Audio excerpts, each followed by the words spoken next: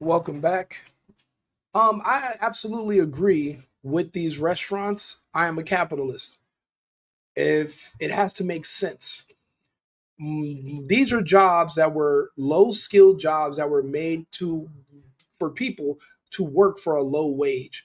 Now everyone's petitioning to raise the whatever the pay is for minimum wage to the same kind of rate that you would pay somebody for a job that's more skilled, requires more education, but now they want low level jobs to receive high level pay, which makes no sense.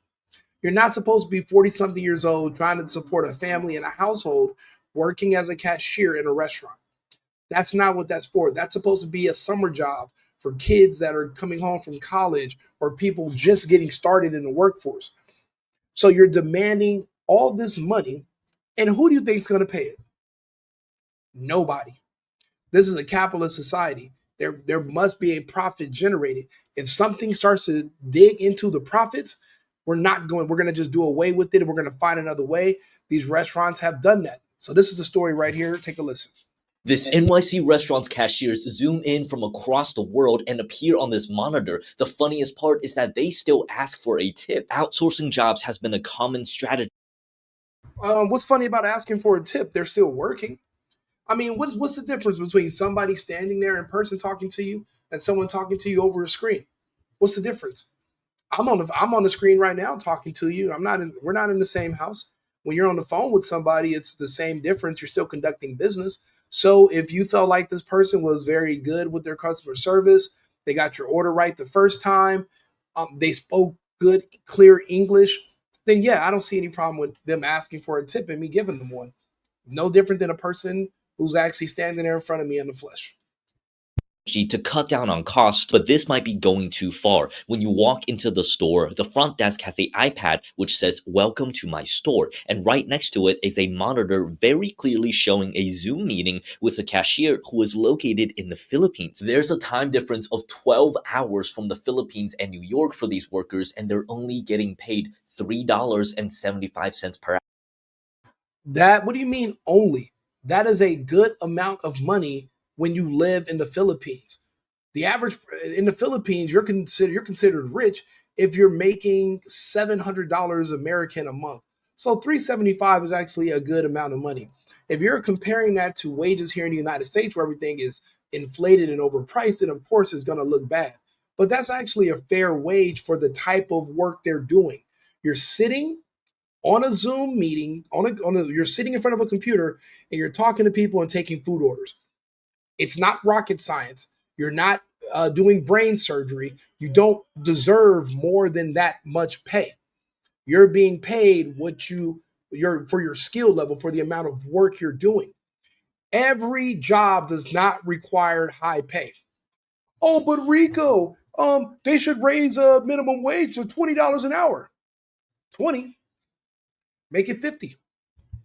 Matter of fact, why don't you make it 100? Let's do $100 an hour minimum wage, and it's going to be the same outcome. We're just not going to hire you anymore, and we're going to find a way because the show must go on. We're still going to conduct business. We're just not going to hire you. You want to be paid all this money for a low skilled job. You should have already elevated yourself to a different position. That's how we have a chain in this country of upward mobility. You go to school. You this is a these are entry level jobs. You're not supposed to be here forever unless you're going to become a manager or you're working your way up to for by a promotion to be a GM. You're not supposed to be at these low skilled jobs indefinitely. You're supposed to further your education, work somewhere else for another company, start a business, build a career. But you're asking for all this money for these low skilled jobs. Doesn't make any sense. They do it because this job is actually very high paying relative to the Philippines, where the average monthly wage is only $325. Also, the cashier doesn't have to do much other than greet the customer. 325 is actually good money in the Philippines. Every country is not cost what it does here in the United States. That's great money. This guy right here is manipulative. He's trying to manipulate you so that you think 375. He's not telling you that the currency exchange in the Philippines to the US, so that's actually worth the exchange is different. The cost of living is dramatically different. It's like 1/10 of the cost to live here than it is to live in the United States.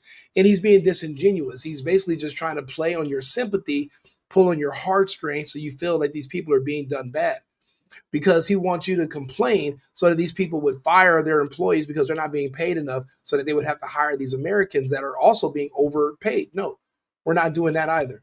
The manipulation doesn't always work. It's working less and less, actually. Customers, answer some questions, and maybe take some orders. But there's also a self-checkout kiosk right next to the counter, and customers pick up their own food from a small window near the kitchen. The rest I'll be honest, I don't like going up to a screen and typing in my order. I want to talk to somebody. I like the human interactions. I remember when I used to live in France, and when I first walked into a McDonald's there and they had the kiosks only, I made a U-turn and went to another restaurant because I want to talk to somebody in person. When enough of us complained about that in Paris, they actually got rid of those kiosks and they started having real humans work there again. We can always just say no. The problem is when you have these idiots with a bullhorn in the United States that are screaming, we need to raise minimum wage. No, we don't. Minimum wage is for jobs that require minimal skills. The wage is supposed to match the skill, not your age. If you want to work a minimum skill job at 50 something years old, no, we're not. You can't expect to make enough money to support a household of three with your kids and your car. That's ridiculous. You're going to need to work your way up and get a job that pays more. But you're not going to take this low skill job and demand that it be paid more. It doesn't make sense. $20 an hour, 50 an hour. We know you might as well just say, let's raise minimum wage to $1,000 an hour. The same outcome. We're just not going to hire you anymore. The business is not going to close.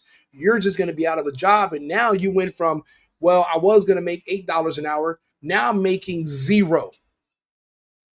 That's the problem with these communists and these people that are always trying to manipulate you with this equity talk. They don't want to work, but you embarrass them when you go to work. They want you to quit your job so that you can all be equally poor. And that way they don't have a complex about themselves no more because you're at the bottom with them. They're not just at the bottom by themselves.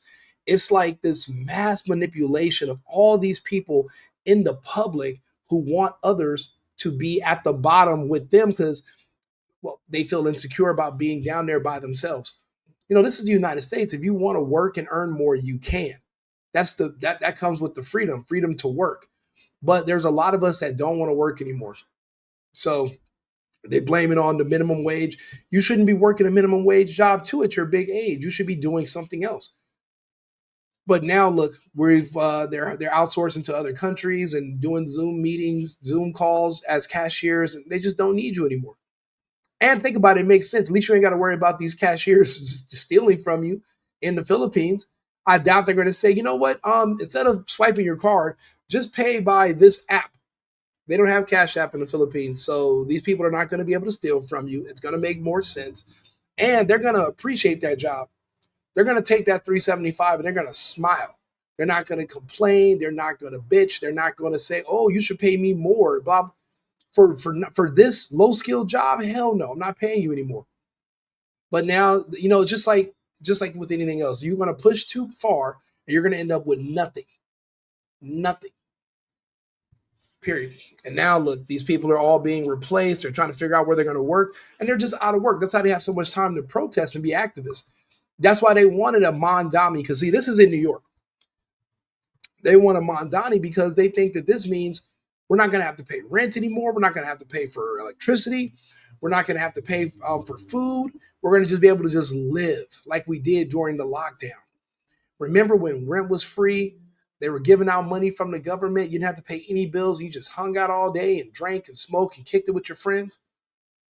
That's the life. See, that's the problem. When you give regular Americans who are capitalists, you give them a taste of communism, they'll develop an addiction. They're going to want more of it. And now people are screaming for the lockdown. Because see, that's all that is. The Mondami, what he's offering are the conditions that you had during lockdown. Buses are free, subways are free, your rent's going to be free. All these landlords are scrambling because they're like, this is going to be basically where we can't do an eviction anymore. Like they're doing in Atlanta, like they're doing, like they did in LA. They want these property owners to lose the property so that the state can take them. That's communist. When the state owns all the means of the production, they own the property, they own the utility companies. See, right now, these are all owned by people and boards, but the state wants to take control of it. That's communism. So these people think if the state takes over, then they can just get everything for free. But what comes with that? You're not going to have anything. It's like you're volunteering to be in the Hunger Games society. That's why I was so against raising the minimum wage. I knew that would lead to you idiots being out of work. And I was right. And now they've replaced you with people that are talking from other parts of the world who are happy to do the jobs that you were complaining about. I hope you're happy. Ridiculous. I'll be back shortly with another live. I'll see you again. And shout out to our sponsor, cosigning.com. Thank you. I've been needing to find a new apartment, which has not been easy with credit as bad as mine. Luckily, I found cosigning.com. They connected me with a cosigner who helped me get my dream apartment for me and my dog. I just paid a small fee and was able to move in fast. Get the cosigner you need for the apartment you want. Check out cosigning.com today.